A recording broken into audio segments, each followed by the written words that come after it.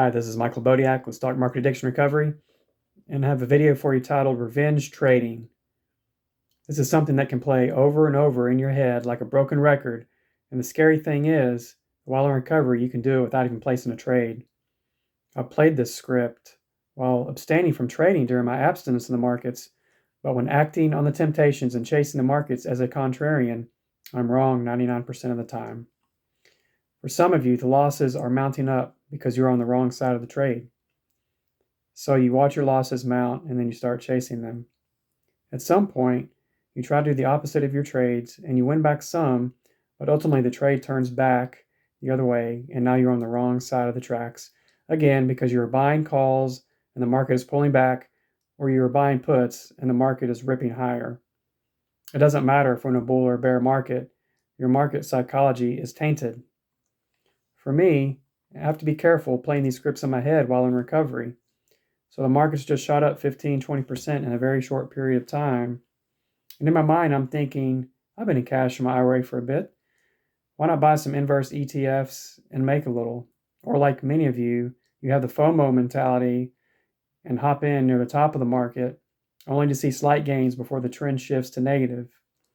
Worst case, you wrote a 5,000% return in a very short period of time, and the trend shifts to negative. And now you think that you're invincible and nothing can stop you or go wrong. You turn a $1,000 trade into a $50,000 gain in a few short weeks, buying calls in the QQQ, and are thinking, wow, I can get to 100,000 now, no problem. I can quit my 8 to 5 job and now be a professional trader.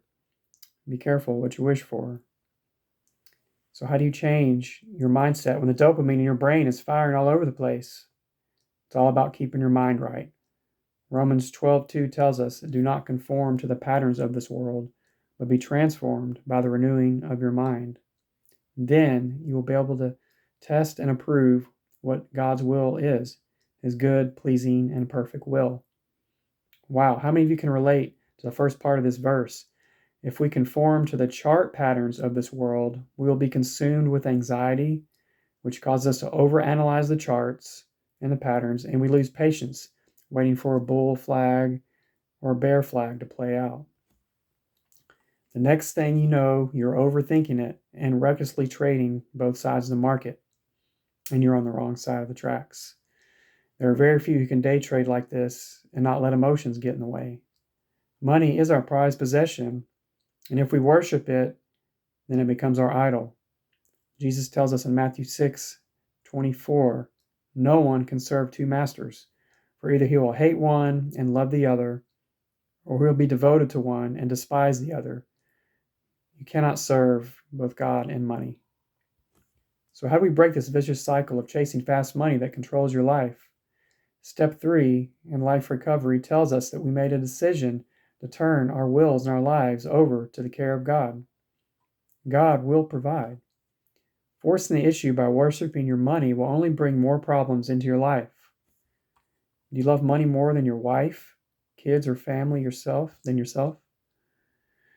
Will having hundreds of thousands or millions of dollars in your bank account really make you feel better?